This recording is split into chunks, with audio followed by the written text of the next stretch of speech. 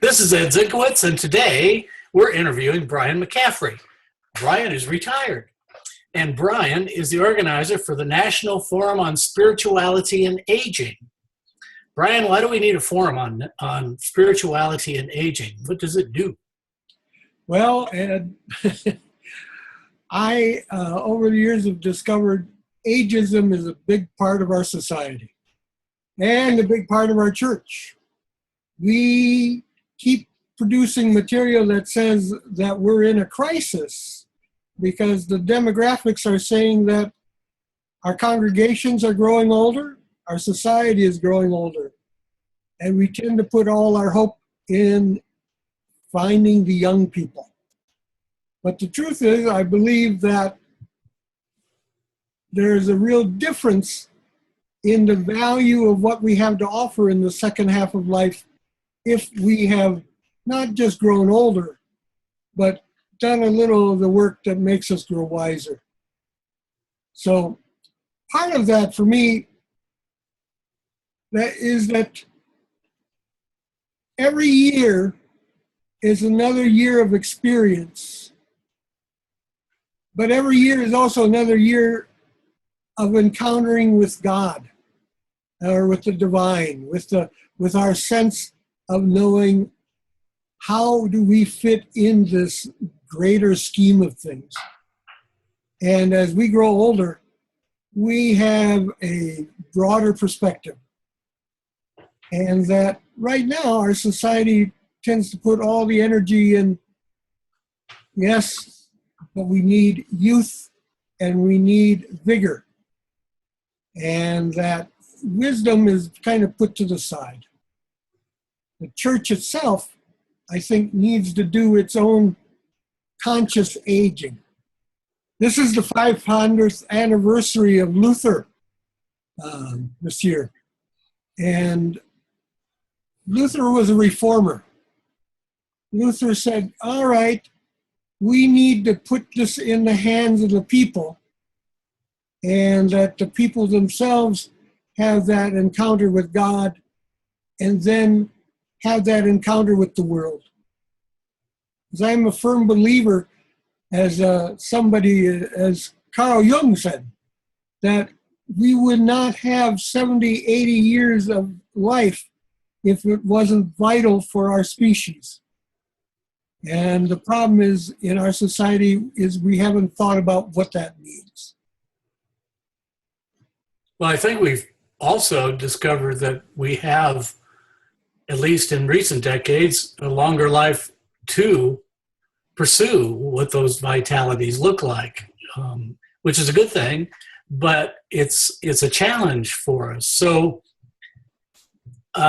you're the founder and organizer of a national forum on spirituality and aging. What does it specifically do as an organization? Well, the National Forum on Spirituality and Aging is a loose-knit coalition of ecumenical groups that have a specific outreach in older adult ministry. The United Methodist Church is the only mainline denomination that has a full-time staff person addressing those issues. And these issues are definitely different than they are for the first half of life. And a lot of times the church tries to just say one size fits all, and that what we were doing at the beginning of life is the only thing we need to be doing at the end of life. And anybody who is bumped into their own mortality, who has somehow come to that point where they say to themselves, is that all there is? Or finds that the questions of life have grown bigger than their answers, well, then they know this is the kind of ministry that I think the church needs to develop. A lot of us who have been working in this field feel like we're against the denomination, we're hitting our head against a wall. And so there's a lot of lone wolves out there. And so this is an opportunity for people to actually work together and find that we don't have to keep reinventing the wheel, and that we can really do more together than we ever could on our own.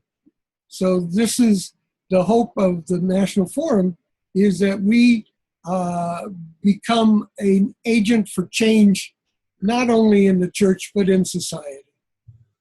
Well, that's a huge ambition. How do you go about that? You talk about a lot of people with arrows in their back because they're out front. How do they get together? What can they do? Are you going to provide any training for them? What's the deal? Yeah, we have a website right now. It's www.NAF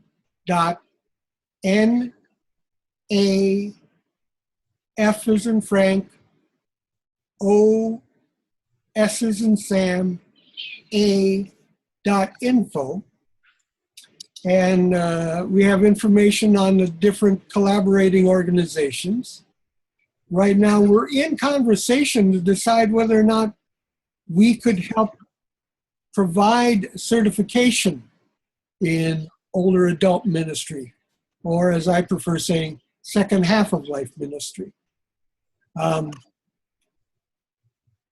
Each generation, or I should put it this way, when we think about it, when we're 40 years old, we start maybe being a little bit more aware of our not being able to do the things that we used to be able to do. Well, that's already second half of life ministry. 50s, we start recognizing that we're part of a sandwich generation. Not only do we have the kids who are growing up on us, but our parents are growing up on us in a way that they may be requiring more attention. When we hit our 60s, we're the ones who are thinking about, I wonder if it's time to retire. I wonder, what am I going to do with the rest of my life?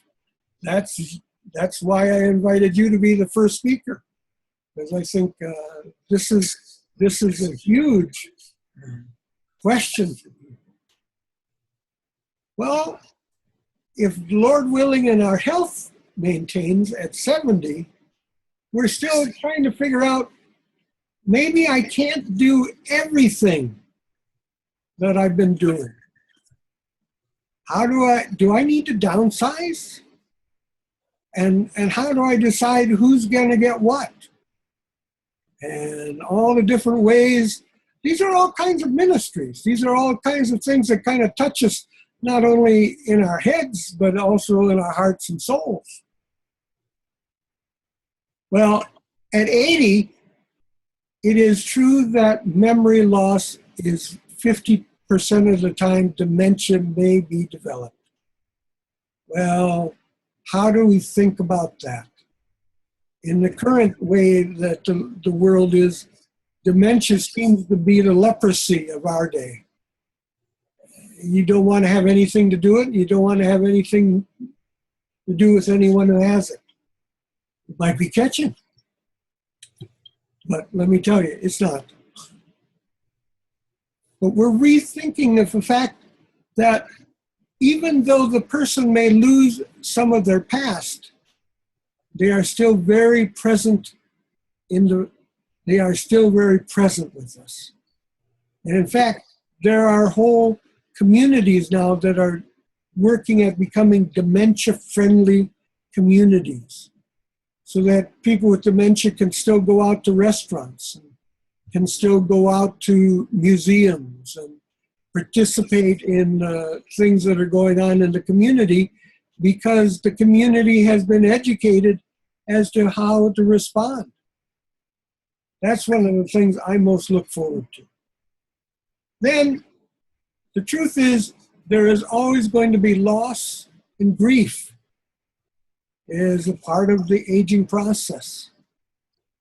We need to learn better how to face our grief and not denial. How to face the losses that are coming with a plan. And then, I think this is the big, great one for me, is this is a time in which Gene Cohen the former director of the National Institute of Health, said the one part of our brain that continues to grow throughout life is creativity. How do we help people to remain creative to the very end?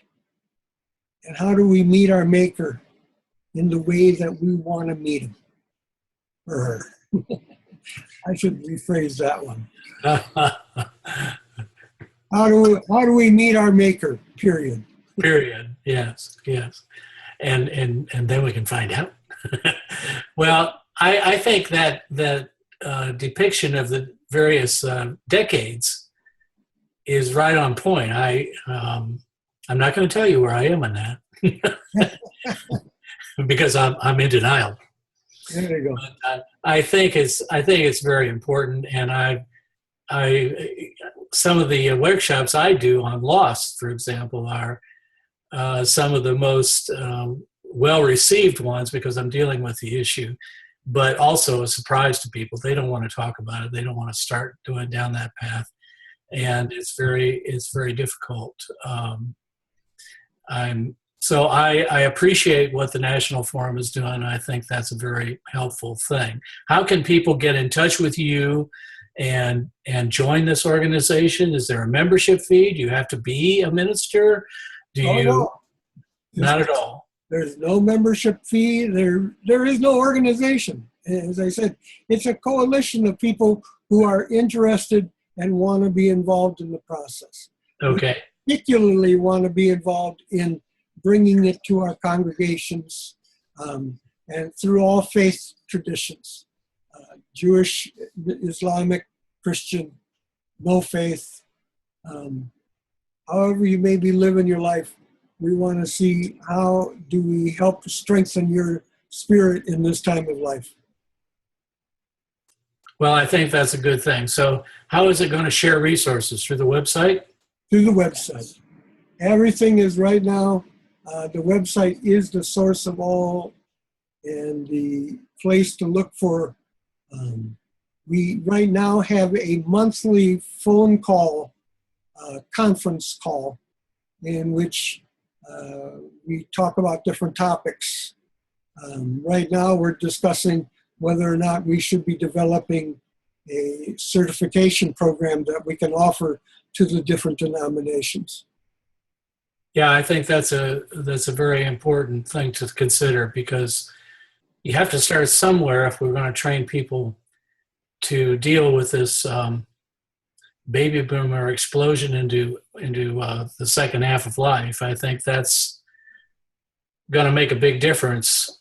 What the church is facing with the explosion of older people is just a mirror of what's going on in society with boomers growing up. In fact, the number is generally twice that in the churches as in society. Oh, is it? Yeah. Of people that age? Yeah. Well, I mean, I think that's encouraging to a certain extent because it says a higher percentage are going to church. And I think that's a very important thing to tell the churches in and of itself. It is. That those people are more interested in going to church than some younger people. Well, I find this very helpful, and I wish you all kinds of luck. Is there any other information you want to pass along while we're doing this brief summary? Again, I'll just say NFOSA is the shortened name, and NFOSA.info. NFOSA.info. Well, thanks for that tip and help, and I wish you well. Have a good day. Thank you, Ed.